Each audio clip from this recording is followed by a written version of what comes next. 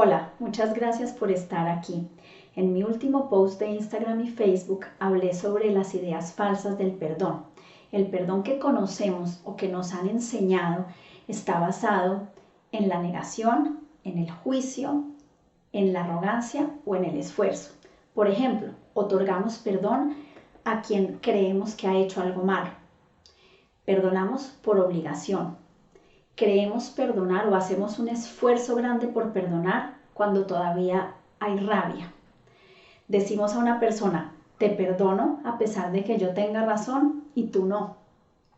O perdonamos después de haber juzgado, criticado o atacado. Ninguna de esas manifestaciones es perdón, ninguna de ellas. Todas estas manifestaciones son del ego y por lo tanto están insertadas en el arquetipo de la víctima. Entramos en este arquetipo cuando creemos que hay alguien, una persona o algo, una situación que ha causado un daño o una molestia y que es responsable por ello y que por lo tanto tiene que ser castigado o alejado y nosotros podemos sufrir. Aquí en esta historia hay un bueno, un malo, un inocente, un culpable, un perseguidor, un perseguido o una víctima y un victimario. Como consecuencia de esto, siempre va a haber un lado que pueda juzgar o criticar y el otro lado que sea condenado o culpable. Ninguna de estas situaciones permite un verdadero perdón, porque siempre hay la dualidad de quien está bien y quien está mal. Este arquetipo de la víctima está tan instalado en nuestro inconsciente colectivo que es suficiente ir a ver los noticieros, leer los periódicos o ver las películas en las que los buenos persiguen a los malos para castigarlos. Y ni hablar de los dramas o las telenovelas en las que los pobres enamorados no pueden vivir su amor porque se enfrentan a los obstáculos de los malos o de circunstancias adversas. Siempre tiene que haber una víctima y un culpable.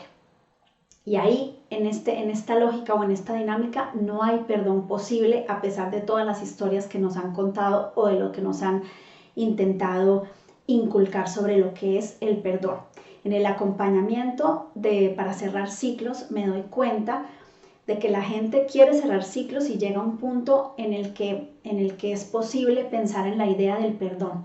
Pero me encuentro con que la manera tradicional como entendemos el perdón es muy ineficaz para poder llegar a un perdón posible y poder verdaderamente cerrar un ciclo dejando ir esa circunstancia o esa persona que vemos como el causante o el provocante del dolor. Necesitamos una manera diferente de percibir las cosas y de percibir las situaciones para cerrar ciclos en conciencia.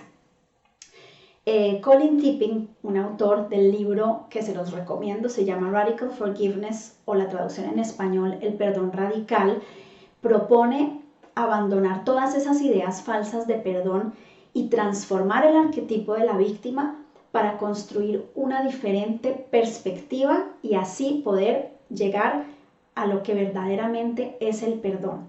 ¿Qué tal si dejamos de creernos esa historia de la víctima y el victimario, del bueno y el malo, del causante del dolor y el que sufre, para pasar a un punto de vista diferente? ¿Qué tal si transformamos ese modelo de ver y vivir la vida para otro distinto que sí sea verdaderamente basado en el perdón?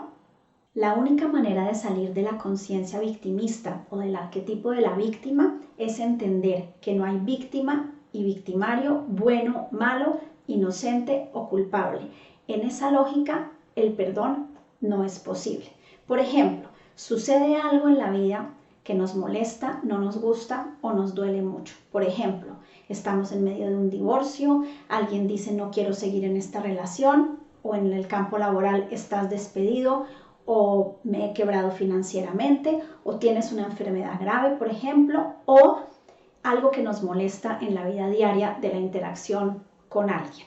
¿Cuál es nuestra reacción? Primero, nos centramos en el hecho, en lo que pasó, que lo catalogamos como un problema o una situación difícil. Luego, miramos cuál es nuestro rol en esta historia. ¿Somos la víctima? ¿Somos el bueno? ¿Somos el malo? y luego etiquetamos a las personas o situaciones, es decir, al otro en esta historia, el malo, el culpable, en el que no se puede confiar, la tragedia, lo terrible, y luego tratamos de modificar las circunstancias, es decir, la historia, desde el miedo o la rabia o el juicio. Y luego, cuando vamos a cerrar el ciclo, pretendemos perdonar. Decimos, vamos a perdonar para poder salir de esto. Ahí el perdón no es posible. En lugar de concentrarnos en una situación concreta y en su juicio, podemos ver lo que esta situación nos está tratando de mostrar. Todo lo que nos ocurre es perfecto y necesario para nuestro crecimiento y evolución. Cada situación que vivimos es una oportunidad para sanar un dolor o una molestia, para replantear una creencia limitante o reforzar una creencia constructiva o seguir en la misma historia de la molestia y el dolor. Podemos sanar o seguir en la molestia. Todo lo que vivimos tiene una lección detrás y las lecciones que necesitamos aprender están en las experiencias si queremos ver más allá de la superficie. La ley de resonancia nos dice que atraemos a las personas y situaciones perfectas para poder sanar los asuntos pendientes. Lo que en apariencia puede ser injusto, doloroso o cruel es precisamente lo que necesitamos para sanar una molestia, un dolor o una creencia limitante. Dicho de otra forma, las personas y las situaciones nos confrontan con los dolores, las molestias y las creencias limitantes que no nos dejan avanzar. Entonces, si seguimos centrados en lo que pasó o nos ponemos de víctima o de victimario, no veremos claro lo que tenemos que sanar. Atención, al ego, que es esa parte inconsciente de nuestra mente, le encanta el victimismo y tratará de mantenernos en esa situación, en el drama, manipularnos para que estemos en la historia y nos impedirá ver más allá y crecer. Cuando trascendemos el ego, cambiamos de perspectiva y comprendemos que cada situación es una oportunidad para sanar. Ahí nos salimos de la conciencia victimista, del arquetipo de la víctima, entendiendo que no hay ni víctimas, ni victimarios, ni culpables.